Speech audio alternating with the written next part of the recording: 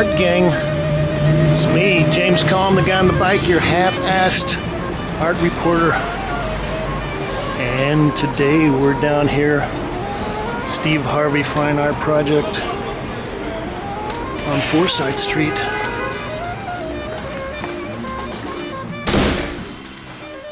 We're going to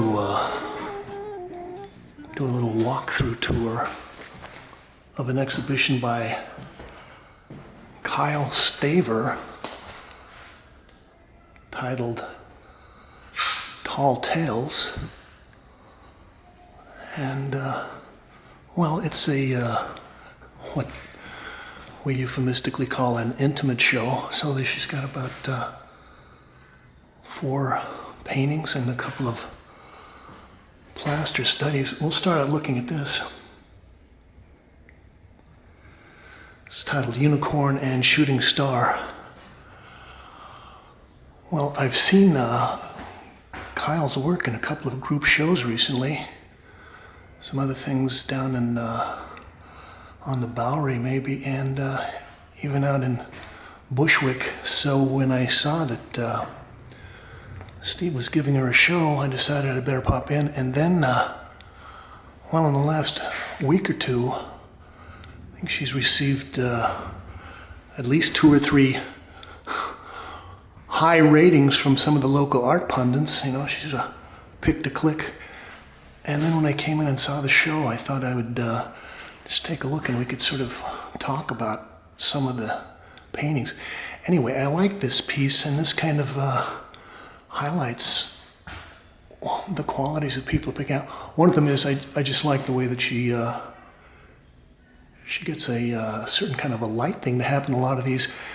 And these areas of large flat color with just a little insinuation of line to make her figures happen. Now, these are kind of interesting. These are clay studies, so they're little reliefs. This is a study for red fox.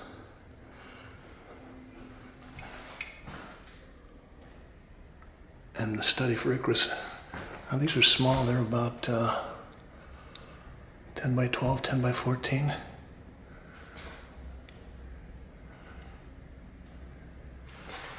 And I wonder how much she maybe looks at these while she's working on the paintings, or if these function as something separate on their own.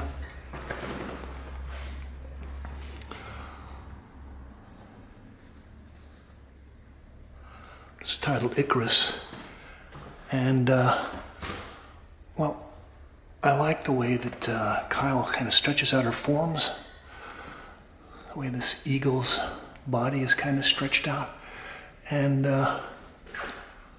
so you've got varying scales. We've got a little hand here that's sort of drifting off into space. And on the other side, you've got a much bigger hand. And then the kind of the echoing of the forms. Got the finger forms here kind of repeated here. The feather. And, well, I'm someone that likes to look at paintings up close, and I take a lot of time sort of studying surfaces, and Kyle does a very good job of playing off the kind of the flat matte oil against little juicier, slicker areas. So this is probably the biggest painting in the show. This is Waterfall and Red Fox, 2014, oil on canvas, 68 by 58 inches. So again, you've got this kind of central area of light right there. And that pink figure is nice. It almost looks transparent. And you can see that she's used a little more gloss in some of this area. The show continues around the corner. Yeah, and the doors are open over there. I can just, okay. And most of the paintings over there are significantly, like, they're larger. Larger. Okay, we'll go over and see the rest of the show. Thank you. Yeah. And interesting the way that both of the hooves here on her Staver kind of curl up like this, repeat the forms. And then we've got our red fox on the bottom.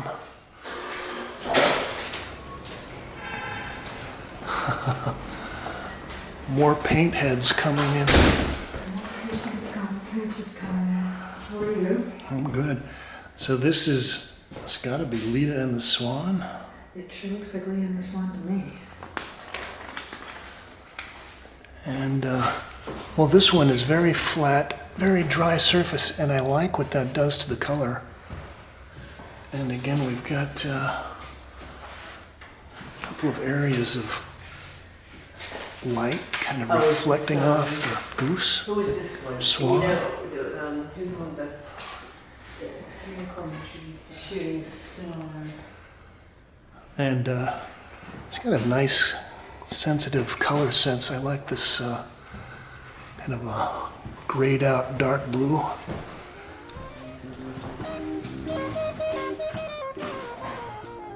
Okay, well, we're going to run around the corner and see the rest of the show.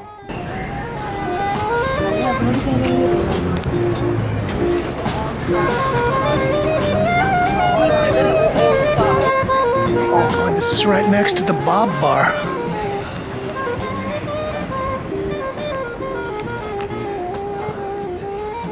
Hello. How are you? I'm good. Oh, it's a good thing we didn't miss this end of the show.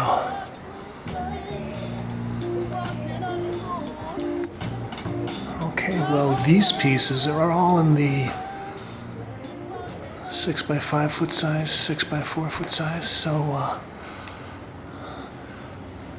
these are the more substantial pieces. This is titled Pandora's Box.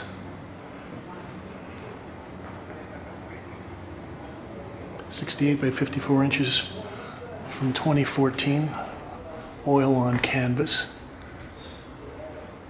And, well, yeah, Kyle does a nice job with the layering, transparencies versus the opaque color. And I also get the feeling that she might do some scraping. Oh, I got some sgraffito in there.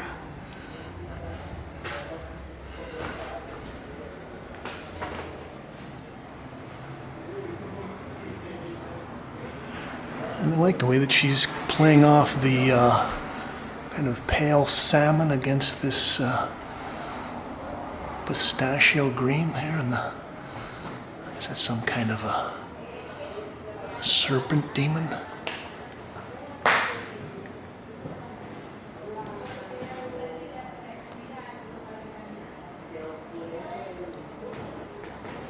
This is titled Ganymede. Oil on canvas, 68 by 58.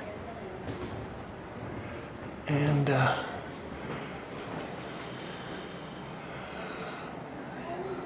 some of this even makes me think a little bit of Philip Guston, some of his cartoony figures, but I think this is a little more articulate.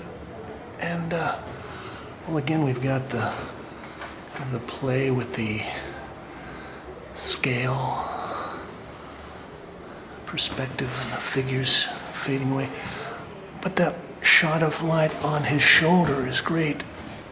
And the little highlights on the talons are nice.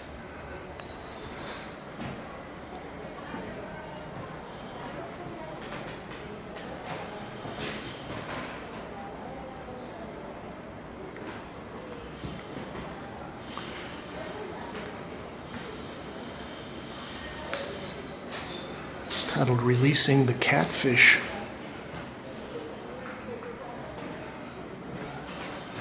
I think this might be the most subtle palette of all the paintings in here. This is mostly all just shades of gray. And, well, it's nice the way she's built up her planes of form here. Very simple.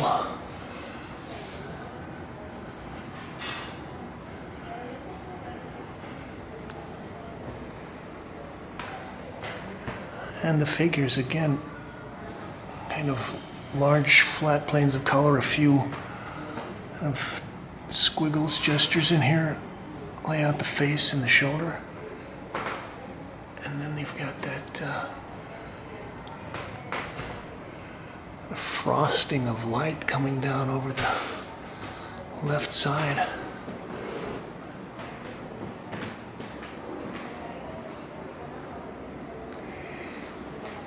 And we'll wrap up looking at this piece.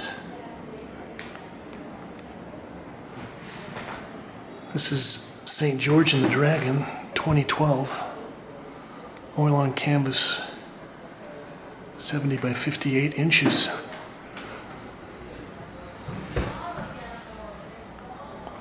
Well, I was looking at my recent backlog of rough cuts and Kalm reports, and this is unintentional, but I think I've done about 4 lady artists in a row.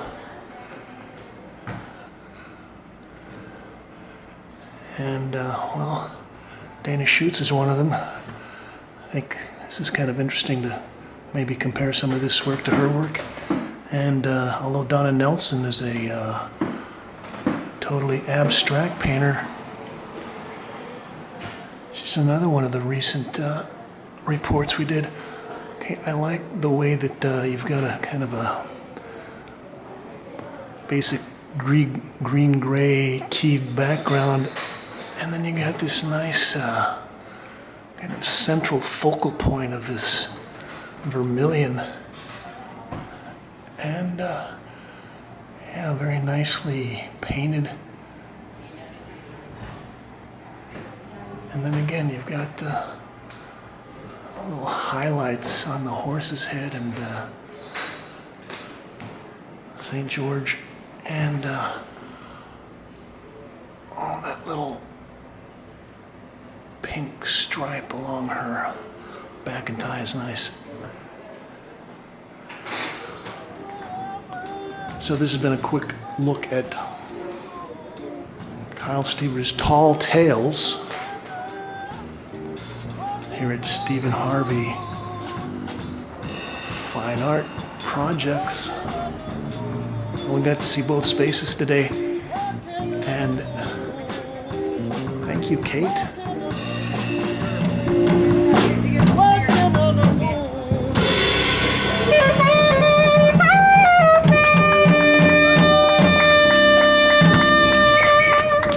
Whoa, thank you. Awesome. Any requests?